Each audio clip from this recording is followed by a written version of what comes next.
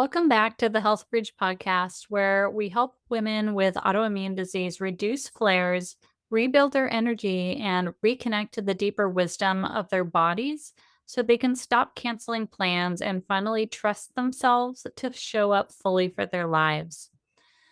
I'm Holly Beck. I'm a holistic health guide, autoimmune thriver, and someone who has spent years learning how to work with my body instead of fighting against it. Over the last two episodes in this series, we've gone really deep.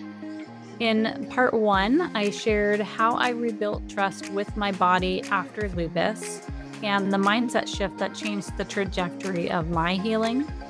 In part two, we talked about the hidden grief that comes with chronic illness and how unprocessed emotions can keep the nervous system bracing and contribute to flares. But today I want to simplify things because if I could go back to the beginning of my healing journey and only teach myself three things, it would be these. It's these three shifts that really help me stop chasing symptoms and start building real resilience. So if you've ever wondered, am I missing something in my healing? Why do flares keep happening to me even when I think I'm doing everything right?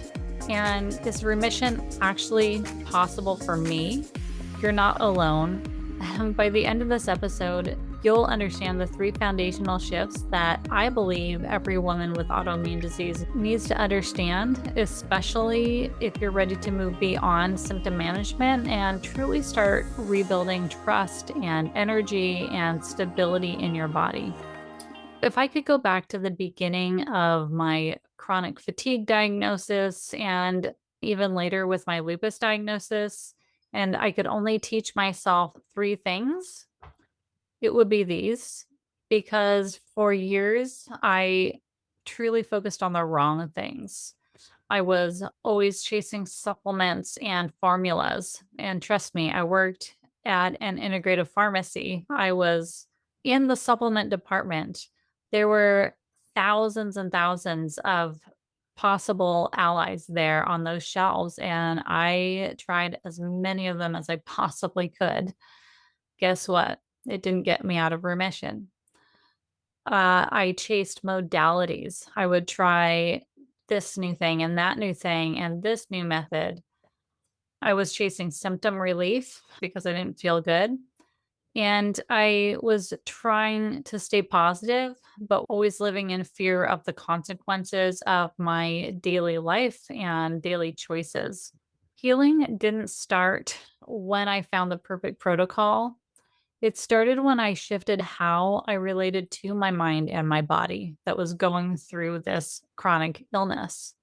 Today, I'm going to give you the three foundational shifts that every woman with autoimmune disease needs to understand, especially if remission just feels out of reach for you.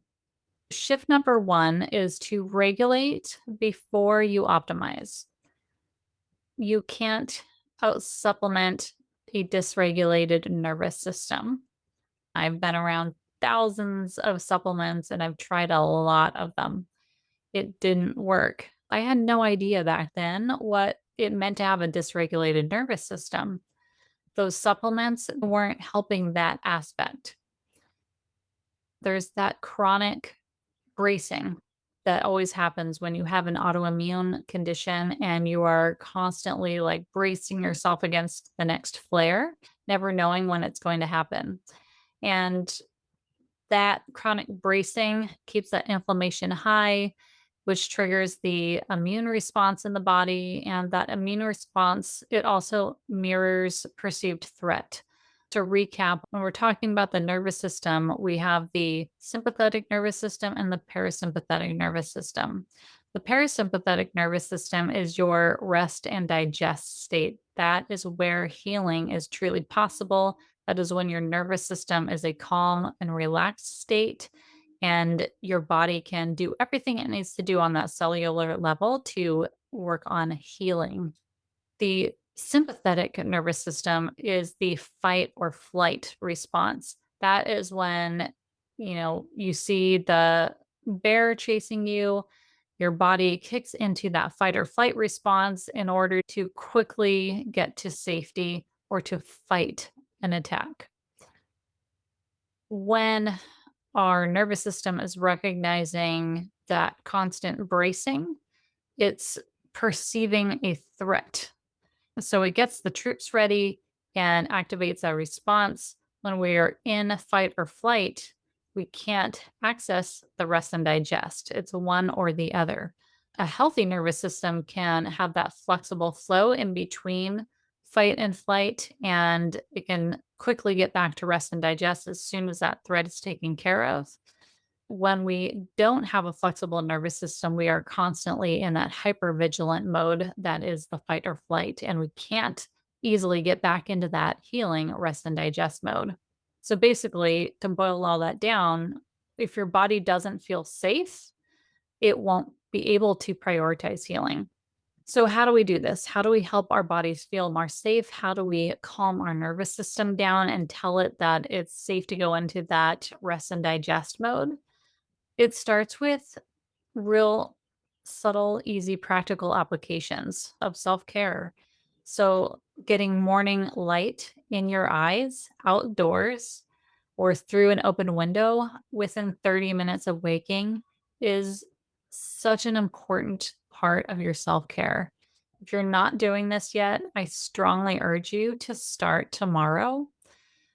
The morning sunlight triggers a multitude of hormonal responses in your body. It is extremely important if you are talking about regulating your hormonal system, regulating your immune system, regulating your nervous system. It's extremely important that your body understands what time of the day it is and what body processes it's supposed to be supporting in that given moment. Hey, I just wanted to jump in here and interrupt the program for just a hot minute. You know that I'm so passionate about this podcast, but what I'm also really passionate about is helping women with lupus minimize their symptoms, boost their energy so that they can indulge in life again. So if you are a woman who is struggling with lupus, who is sick and tired of being sick and tired, who's struggling to manage your flares, if you're finding that your lupus symptoms are just really getting in the way of you being able to live your life the way you want to, I feel you. I've been there myself and I felt the same way. And what I've found is that there are a certain set of health fundamentals that once applied, will support you in your foundational health. They will support you in building and maintaining that energy, minimizing flares, and allowing you to, again, indulge in life and follow your passions. So, if that is something that you are interested in creating for yourself, let's jump on a call together. I will walk you through the process that I use with my clients to get them from sick and tired to strong foundation of health by implementing my Health Bridge protocol. If this is something you're interested in chatting more about, I would love to talk to you. Apply for a free clarity call with me, and I look forward to getting to know you soon. And now back to the episode. So, morning sunlight within 30 minutes of waking. You don't need to be out there all day. Even 5 minutes is a huge, huge help. The big rule, though, is to do sunlight before any screens and before turning on any bright blue overhead lights or the TV in your house. You need to expose your eyes to that morning light and get that natural light in your eyes first. Get up, get outside for a few minutes, get that light in your eyes, then start going about your day. Next is something that you can implement throughout your day, at least once, but probably multiple times a day because it feels so good, is finding a 2 to 5 minute down regulation practice that you enjoy, such as getting some fresh air by walking outside or doing some subtle movements outside in the fresh air, doing some breathing exercises such as box breathing or putting your hand over your heart and one over your belly and feeling the air flow in and out. Doing a short meditation practice, doing, I call it a five senses practice, preferably outside, but it can be done indoors as well, where you are just focusing in on all of your senses, what do you see? What do you hear? What do you smell? What do you taste? How does the air feel against your skin? That brings us down into the body and out of the head, out of that monkey mind. You can also do grounding. So that means either taking your shoes off and putting your feet on the ground or touching a plant or a tree that is rooted in the ground. It creates this negative ion exchange. So you're getting negative ions in from the earth and you're exchanging them with your positive ions. So basically, you're taking anti inflammatory properties from the earth itself, and this helps to calm inflammation and regulate the nervous system. These practices can be done in 2 to 5 minutes once or more a day. I highly recommend you do them in the morning, maybe on your lunch break at work, and in the evening before bed as well. You can also reduce stimulation at night and set yourself up for a good evening practice. This goes back to the circadian rhythm and how important it is in triggering the proper hormonal cycles in the body. So, an evening wind down might look like dimming your lights or only using yellow or red lights, none of those overhead daylight bulbs that shine really strong blue light. You don't wanna use those at all at night. So low lights, yellow or red bulbs, perhaps get yourself some blue blockers that will help to block out any blue light that's coming from any of the screens you might be on or the light bulbs in your house that you can't quite switch to yellow or red. Doing some kind of calming activity, whether that's journaling or reading. I love to read for 20 minutes before I go to bed, fiction specifically, because that helps to calm me down and get my mental thought processes off of the stress of the day or what I have coming up tomorrow. We want to relax our brains to help us ease into sleep. And then creating a consistent sleep window, trying to go to bed around the same time every night. And for circadian rhythm purposes, trying to be in bed by 10 p.m. is ideal for regulating those hormones. If you stay up past 10, you kind of kick this extra energy cycle into gear, and that can throw your whole rhythm off. These types of regulation practices don't really seem like that big of a deal, but they are a huge deal in regulating your nervous system. And I just really want to drive home that regulation here is not an optional part of your healing, it's a foundational part of your healing and a foundational part of getting towards remission. It's essential to be able to rewire your nervous system to regain that ability to flow between fight or flight and rest and digest. And this isn't something to work hard at or to power through. It's not taking a magic pill and just like muscling through until your nervous system is healed. That approach towards healing is just going to keep you in fight or flight and in that bracing mode. So just understand that when you're talking about regulating the nervous system, it is the soft, the subtle, the consistent practices that really soften that bracing and that hypervigilance that allow your body to bring that fluidity and flow back. Okay. Shift number two, your body is communicating, it's not betraying you.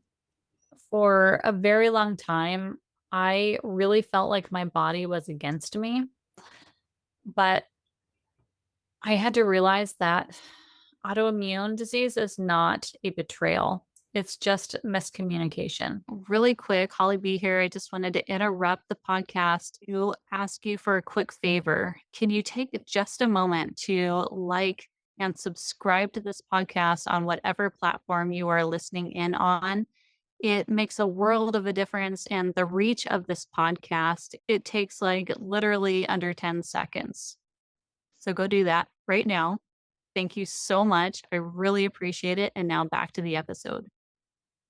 What this means is that your flares are signals, right? Your energy crashes are feedback for you. and your symptoms are protective responses. Maybe you can relate. This is something that I used to say to myself all the time, or think to myself all the time is, why is this happening to me? Why is my body doing this to me? Reframe that to, what is my body asking for? What does my body need from me right now?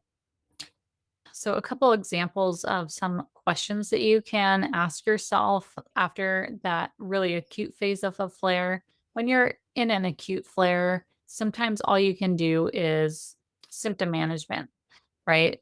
Nothing wrong with that.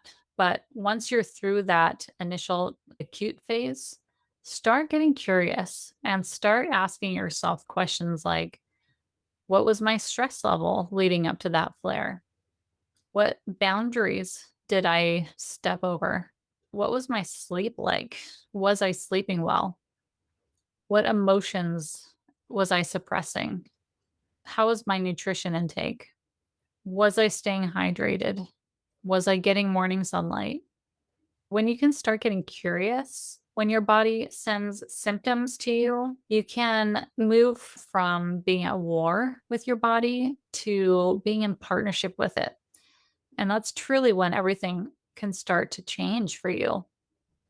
The third shift is healing requires boundaries. You cannot heal in the same environment that keeps you inflamed. So, when it comes to boundaries, I know some people can get a little bit triggered or defensive when the word boundaries comes up. So, I want you to look at boundaries in terms of energy protection, emotional responsibility, and in terms of nervous system hygiene. Some examples might be saying no without apologizing or over explaining. No is just no. Nobody needs an explanation from you. It might look like limiting draining conversations.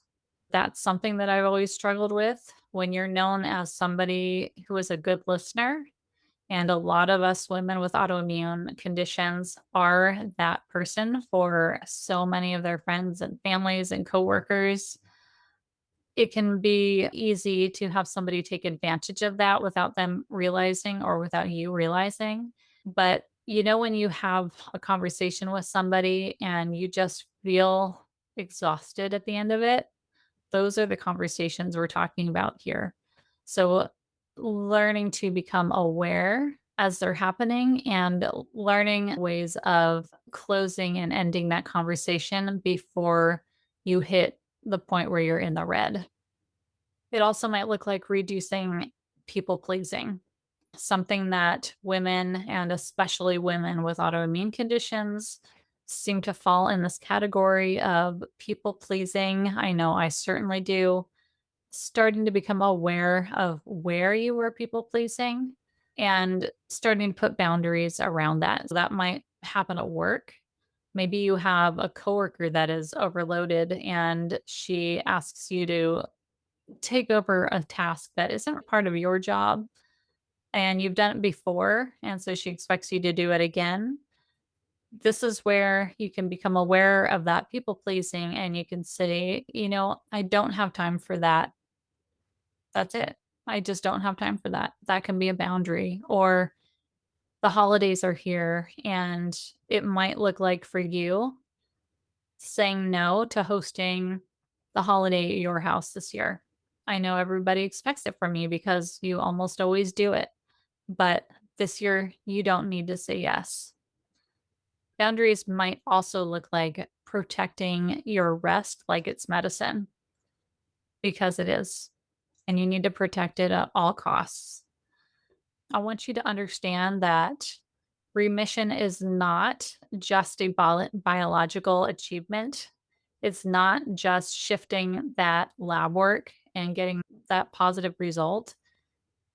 Remission is a behavioral achievement because we're able to make these emotional, spiritual, and physical shifts all together. And that is how we achieve remission. So, in bringing all these three shifts together, what are we doing?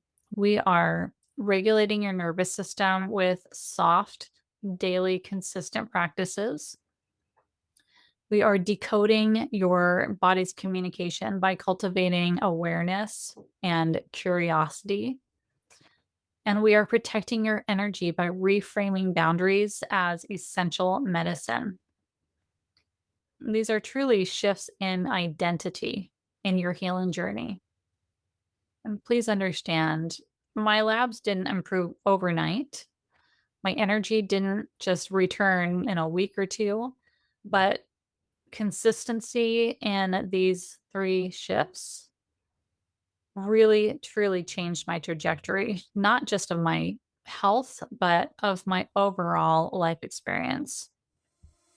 I know we covered a lot in this three-part series. So, just to recap, in part one, we talked about rebuilding trust.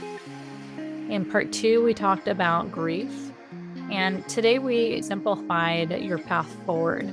But if there's one thing that I hope that you took away from this series, it is that healing from autoimmune disease isn't about becoming perfect.